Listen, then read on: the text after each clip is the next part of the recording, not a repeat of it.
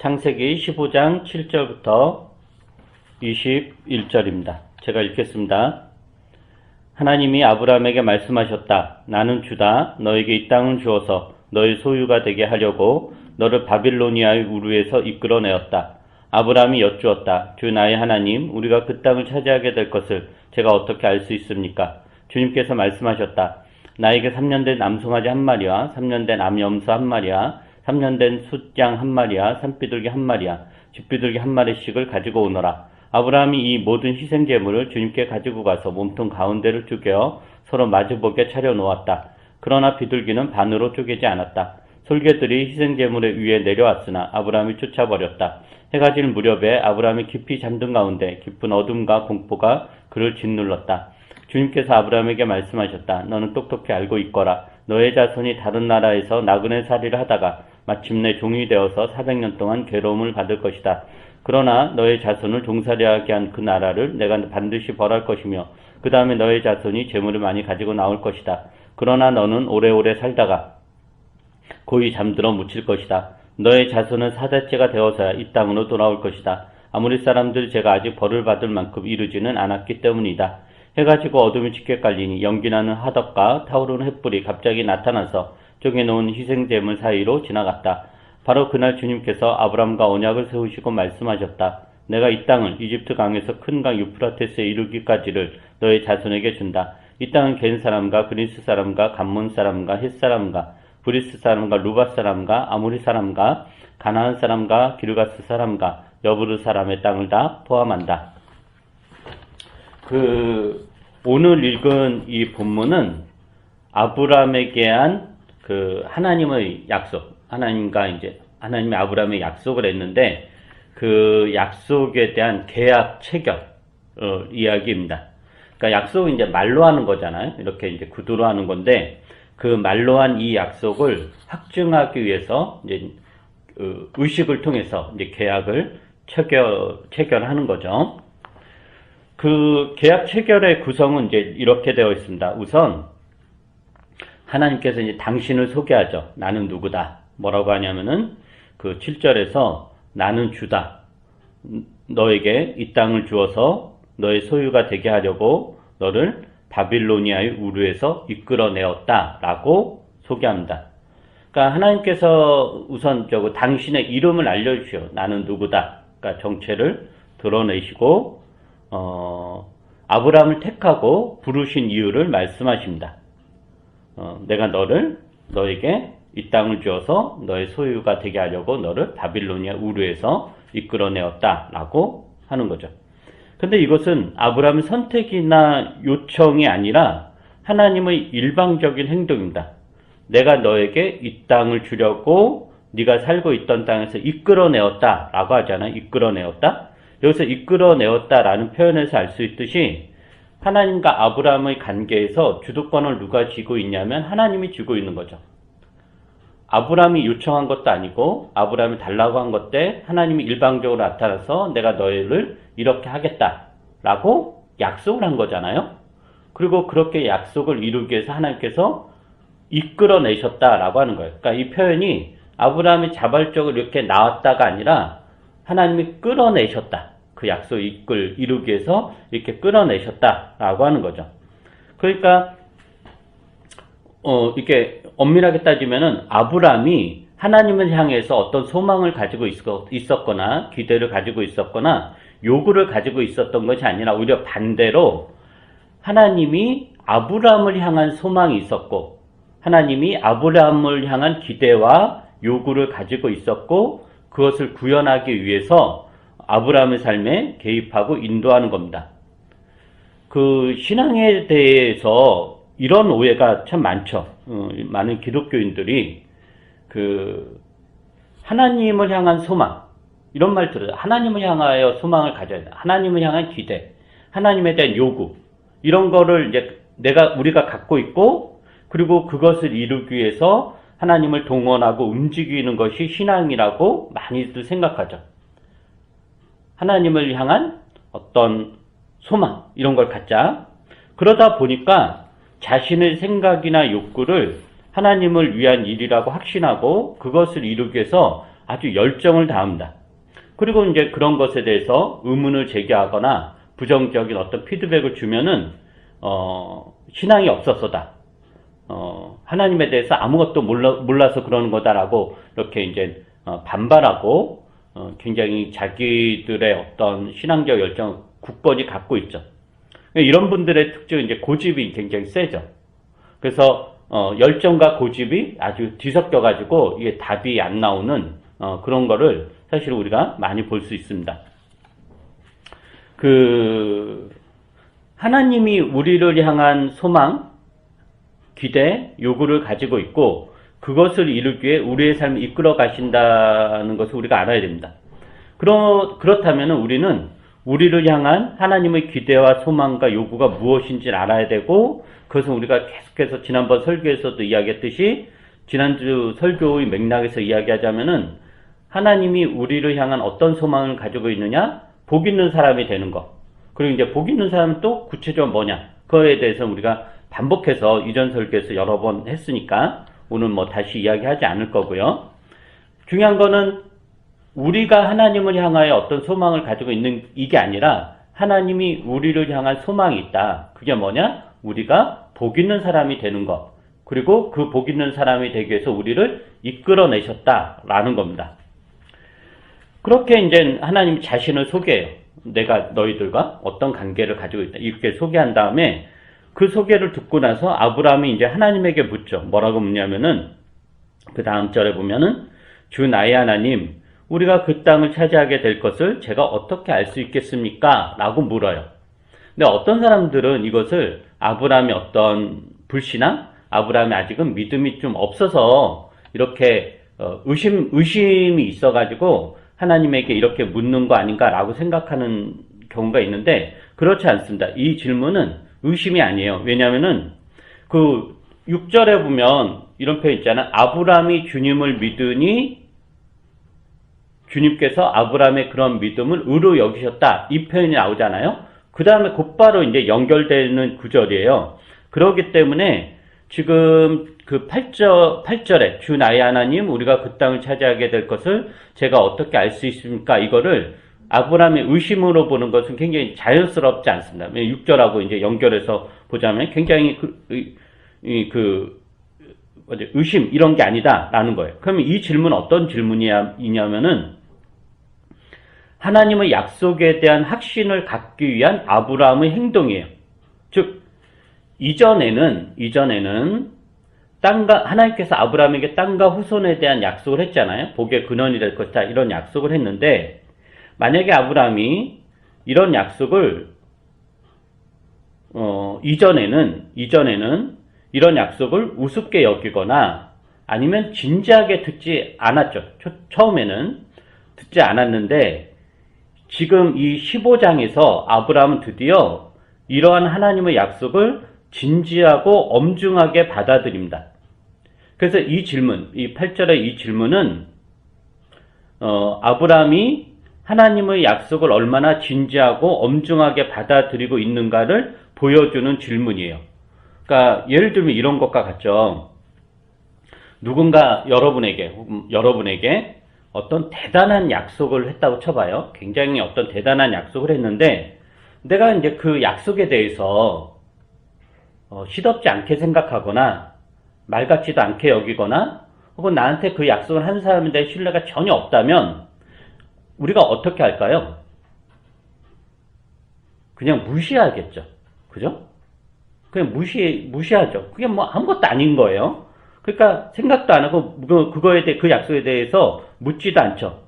그러나 만약에 우리가 그 약속에 대해서 진지하게 생각한다면 누군가 나한테 대단한 약속을 했는데 그 약속에 대해서 내가 진지하고도 엄중하게 생각한다면 당연히 어떻게 해요? 묻겠죠. 그죠? 그 약속이 어떻게 이루어질 수 있습니까? 어떻게 되는 겁니까? 라고 진지하게 묻겠죠. 그죠? 그래서 이런 맥락에서 8절에 나오는 아브라함의 질문은 하나님의 약속에 대한 아브라함의 인식이 이전보다 좀 더 진지해지고 엄중해졌다라는 것을 의미합니다. 그런 맥락에서 8절의 질문은 의심의 질문이 아니라 아브라함의 믿음이 점점 더 이렇게 성장하는 그런 맥락에서 나오는 믿음의 질문이다라고 볼 수 있습니다. 그러니까 하나님께서 아브라함이 이런 질문에 대해서 뭐라고 하죠? 나무라거나 야단치지 않죠. 아브라함이 이런 질문을 무시하지 않고 하나님 역시도 이 아브라함의 질문을 아주 진지하고도 엄중하게 응답을 해요. 그게 이제 9절부터 나오는 의식이에요. 그래서 9절부터 나오는 뭐 암송아지, 암염소, 순양, 산비둘기 이런 것들을 이제 잡아서 그 계약을 체결하는데 이것은 이제 제사가 아니에요. 제사가 아니라 물론 여기 나오는 짐승들은 다 희생 제사 때 쓰이는 제물이긴 하지만 지금 이 15장 9절 이하에 나오는 이 예식은 제사가 아니까 제사라는 거는 뭐냐면은 아브라함이 하나님을 예배하고 하나님을 존중하고 하나님이 자신에게 베푼 은혜를 감사하는 의식, 하나님을 인정하는 의식이 제사잖아요. 그런데 지금 9절 이하에 나오는 이 의식은 제사가 아니고 계약이다라고 하는 거예요. 그래서 이제 이 제물들을 하나님이 아브라함이 준비하라고 하고 어떻게 하라고 하냐면은 몸통 가운데를 둘로 쪼개서 이렇게 서로 마주보게 하게 해요. 그럼 이건 어떤 의미냐면은 당시 이제 고대 근동사에서 어떤 굉장히 엄중한 계약을 맺을 때 어떤 식으로 했냐면은 짐승을 잡아다가 그 둘로 혹은 머리를 이렇게 둘로 쪼개서 이 계약을 위반하는 당사자는 이 짐승이 이렇게 둘로 쪼개진 것처럼 쪼개질 거다. 그러니까 목숨을 잃을 거다라는 거죠. 그렇게 이제 엄중하게 이렇게 계약을 맺는 그런 건데 지금 이제 그러한 내용입니다. 그러니까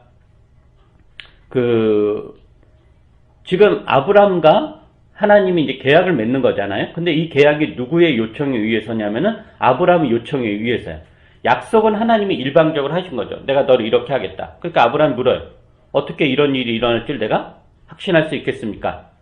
그러니까 하나님께서 그럼 우리 계약을 맺자고 하는 거예요. 그러면 그 계약의 내용이 뭐냐면은 짐승을 잡아다 놓고 반을 쪼개서 만약에 이 계약을 위반하는 자, 이 계약을 이루지 못하는 자는 이 짐승이 반으로 쪼개진 것처럼 우리도 그러니까 쪼개질 거다. 그러니까 네가 쪼개지던가 내가 쪼개지던가 이런다라고 하는 거죠. 그리고 나서 이제 17절에 보면은 그 쪼개진 사이로 뭐가 지나가냐면은 17절에 보면은 이런 표현이 있어요. 해가 지고 어둠이 짙게 깔리니 연기나는 화덕과 타오르는 횃불이 갑자기 나타나서 쪼개놓은 희생 제물 사이로 지나갔다 그래요. 여기서 지나갔다라는 표현이라든가 타오르는 이게 뭐냐면 하나님의 현현이에요. 그러니까 하나님의 상징인 거죠. 하나님께서 그 쪼개놓은 제물 사이로 지나감으로 이 계약이 얼마나 확실한가에 대한 보증을 해주시는 거예요. 그럼 여기서 우리가 알 수 있는 건 뭐냐면은 하나님께서 아브라함에게 하셨던 약속, 내가 너를 복의 근원이 되게 하겠다. 복 있는 사람이 되게 하겠다. 그리고 그거는 우리가 지난번 설교했듯이 모든 하나님의 백성들에게 한 하나님의 약속인데 그 약속을 이루기 위한 하나님의 열정과 열심이 얼마나 대단한가 이것을 알 수 있습니다. 그러니까 이런 표현이 사실 이제 적절하지 않죠. 적절하진 않는데 하나님께서 아브라함과 계약을 맺었잖아요. 언약을 맺었는데 그 언약을 이루겠다라는 의지의 표현으로 하나님께서 뭘 걸었냐면은 당신의 목숨을 거셨다라는 거예요. 당신의 목숨을. 물론 하나님이 목숨을 건다. 이거는 말 자체가 성립이 안 되는 거예요. 하나님 목숨을 건다라는 건. 그런데 그런데 여기에서는 당신이 내가 내 목숨을 걸겠다라고 할 정도로 이 언약을 반드시 이룰 것이다 라는 것. 이게 바로 하나님의 이런 것을 통해서 우리가 하나님의 의지를 확인할 수 있습니다. 그리고 이제 이 사도 바울은 이게 이제 신약도 다 연결이 되는 건데 사도 바울은 로마서에서 이러한 하나님의 의지를 이렇게 표현해요. 로마서 8장 한번 볼까요? 로마서 8장 로마서 8장 35절부터 39절을 한번 보도록 하겠습니다. 로마서 8장 35절부터 39절. 굉장히 유명한 구절이죠. 제가 읽겠습니다. 누가 우리를 그리스도의 사랑에서 끊을 수 있겠습니까? 환난입니까? 공고입니까? 박해입니까? 굶주림입니까? 헐벗음입니까? 위협입니까? 또는 칼입니까? 성경에 기록한 바 우리는 종일 주님을 위하여 죽임을 당합니다. 우리는 도살당한 양과 같이 여김을 받았습니다. 한 것과 같습니다. 그러나 우리는 이 모든 일에서 우리를 사랑하여 주신 그분을 힘입어서 이기고도 남습니다. 나는 확신합니다. 죽음도 삶도 천사들도 권세자들도 현재일도 장래일도 능력도 높음도 깊음도 그 밖에 어떤 피조물도 우리를 우리 주 예수 그리스도 안에 있는 하나님의 사랑에서 끊을 수 없습니다. 그래. 38절에서 사도 바울은 단호하게 선언하죠. 나는 확신합니다. 그 어떤 것도 우리를 우리 주 예수 그리스도 안에 있는 하나님의 사랑에서 끊을 수 없다라는 거예요. 더구나 어떤 이야기 하냐면은 장래일도라는 표현이 있어요. 되게 중요한 표현인데 장래일도라는 표현으로 끊어질 가능성조차도 없어버려요. 끊어질 가능성조차도. 그거는 불가능한 일이기 때문인 거죠. 그러니까 창세기 15장의 맥락에서 보자면은 하나님이 당신의 목숨을 거신 거예요. 근데 하나님이 목숨을 잃을 수는 없잖아요. 그렇기 때문에 그것은 이제 파기될 수 없다라는 거죠. 파기될 수 없다라는 거. 그래서 이 하나님을 사랑해서 그 어떤 것도 끊을 수 없다라는 사실은 사실 우리에게 굉장히 강력한 어떤 안전과 위로와 힘이 됩니다. 우리는 다가오지 않은 미래를 인하여 불안하잖아. 우리의 신앙도 불안하고, 그러나 그런 것조차도 하나님이 우리를 사랑하시는, 하나님께서 우리에게 언약하신 그것이 끊어질 수 없다. 그게 취소될 수 없다라고 하는 거죠. 그런 맥락에서 우리는 굉장히 든든하죠. 그러나 한편으로 이러한 든든함은 또 어떤 이야기가 될 수 있냐면은 우리 인생이 우리의 욕심과 욕구대로 계획대로 흘러가지 않는다라는 거예요. 그리고 우리가 아무리 하나님에게서 벗어나려고 발버둥을 쳐도 벗어날 수 없다는 것. 그러니까 순종하던 불순종하던 하나님은 우리를 향한 당신의 뜻을 이루어 가신다라는 거죠. 힘겹게 끌려갈 수도 있고 자발적으로 걸어갈 수도 있습니다. 여기에 이제 신자의 자유의지와 선택이 있는 거예요.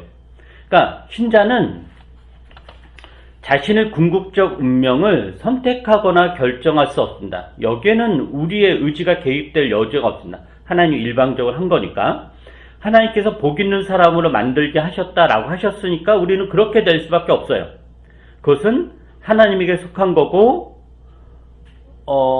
하나님이 정하신 일에 당신의 목숨을 거시면서 정하신 일이기에 우리가 여기에서 벗어날 수 없어요. 그러니까 운명인 거죠.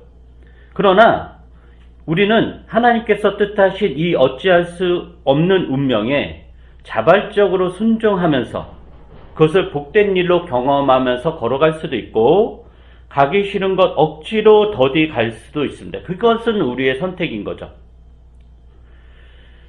그 다음에 하나님께서 이젠 이 언약이 어떻게 이루어지고 그 과정이 어떠할 것인지에 대한 말씀을 하는 게 다음의 이야기인데 한번 이런 이야기를 하나님께 내가 너하고 언약을 맺고 너희를 복 있는 사람이 되게 하겠다라고 그랬고 너에게 이 땅을 주겠다라고 했지만 그 약속은 너의 당대에 성취되지 않을 거다라는 것도 말씀을 하죠. 좀 더 이제 이전의 언약보다 훨씬 더 이제 구체적인 거죠. 아브라함 그것은 이제 받아들일 만한 역량이 된 거예요. 한번 13절 16절 다시 한번 보세요. 13절 15장 창세기 15장 13절부터 16절 다시 한번 보여주시기 바랍니다.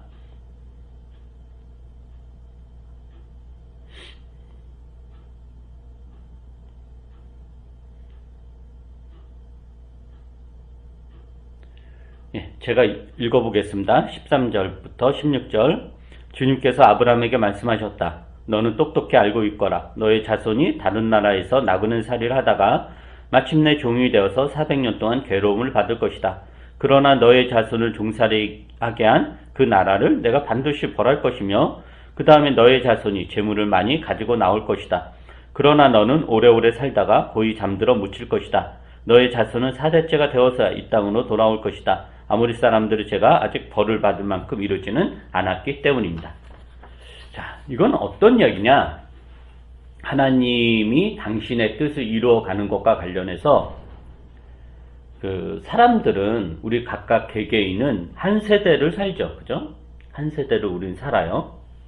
그러나 하나님은 전 역사와 세대를 간통하시며 사람과 맺은 당신의 약속을 이루어 가신다라고 하는 거죠. 그러니까 하나님께서 아브라함에게 약속을 하셨는데 그 약속은 아브라함이 살고 있던 그 세대에 국한된 것이 아니라 전 세대에 대한 약속인 거죠.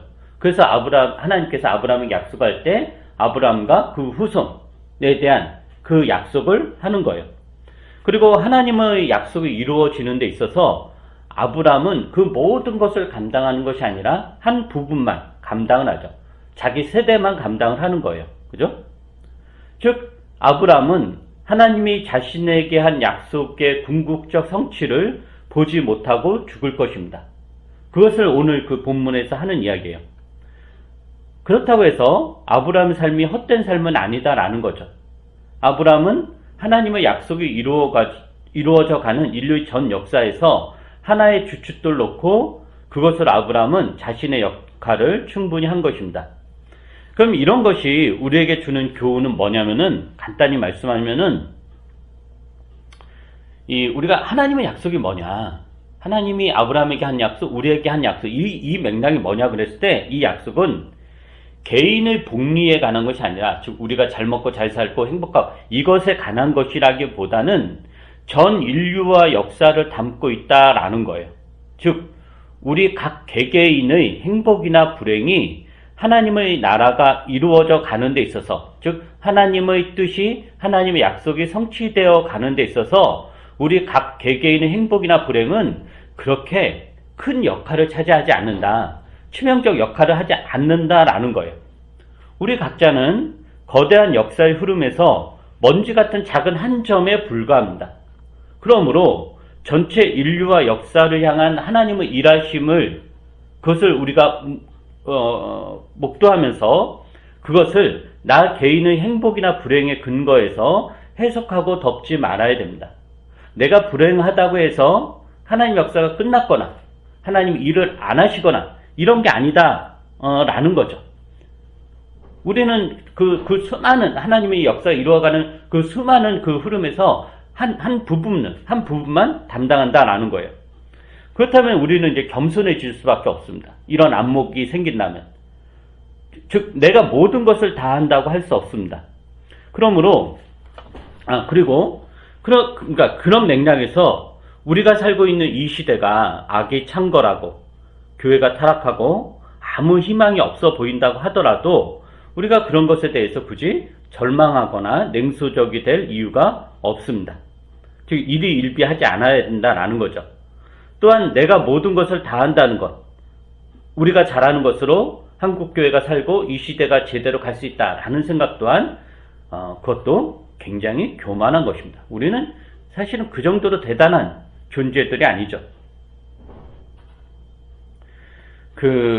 하나님의 역사를 이루어 가는 데 있어서 우리는 각자 누군가는 오늘 본문에 나온 것처럼 너는 오래오래 살다가 고이 잠들어 버릴 것이다 라는 자리에 있을 수도 있고요.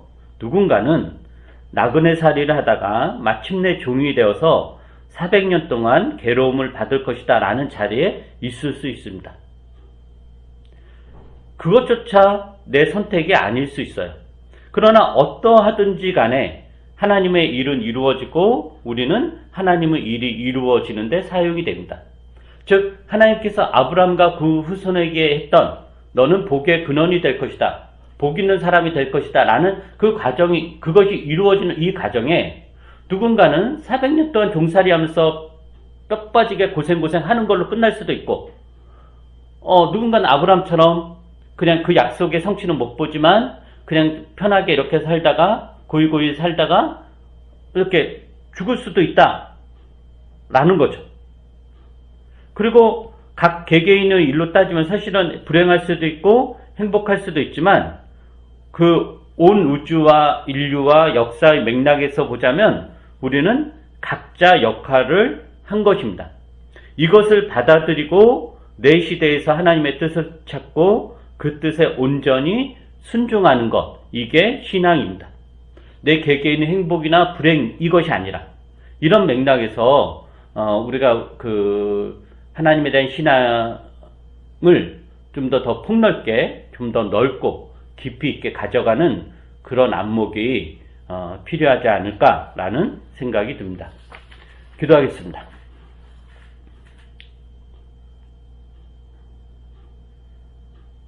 하나님은 아주 우리가 상상할 수도 없는, 우리가 감히 이렇게 계산할 수도 없는 그 먼 옛 시절부터 세상을 창조하시고 사람을 만드시고 당신의 나라를 이루어 가신다. 우리는 그 엇곡 같은 그 세월의 한 부분을 담당하면서 하나님이 이루시는 그 장엄하고도 엄중한 그 일의 초대를 받아서 한 역할을 담당합니다. 그리고 그러한 일이 굉장히 먼지 같고 작은 점 같지만 하나의 큰 역사를 이루는데 매우 중요하다라는 것을 또한 우리가 확인하게 됩니다. 그런 또한 하나님의 나라가 우리 개개인의 행복이나 불행에 달려있지 않고 좌우되지 않는다는 것 또한 우리가 압니다. 그래서 우리가 하나님을 믿고 우리의 신앙이 더 성장해 가면서 하나님 세상을 어떻게 시작하셨고 이 세상을 어떻게 이끌어 가시며 어떤 과정을 통해서 그 궁극적 종말까지 가실 것에 대한 그런 안목을 우리가 갖게 해주시고, 그래서 우리가 이 세상을 겪는 하루하루 일에 일희일비지 하지 않고 흔들리지 않고 우리의 신앙이 더욱더 굳건해질 수 있도록 은혜를 베풀어 주시옵소서. 우리는 가급적 종살이라는 운명이 아닌 아브라함처럼 이 세상을 고이고이 살다가 주의 품 안에 안기길 원합니다마는, 그것이 우리의 소원입니다마는, 설사 그렇게 되지 않는다고 하더라도 우리를 향한 하나님의 사랑은 끊어지지 않았고 우리를 향한 하나님의 계획은 뒤틀어진 바 없으며 면면히 그 일을 이루어 가신다라는 그 확신을 우리가 잃어버리지 않도록 은혜를 베풀어 주시옵소서. 그래서 우리가 이 세상을 좀 더 잘 견디고 믿음을 잃지 않고 끝까지 이 신앙의 길을 온전히 갈 수 있도록 은혜를 베풀어 주시옵소서. 감사드리며 예수님 이름으로 기도합니다. 아멘. 우리 찬송가 540장을 듣도록 하겠습니다.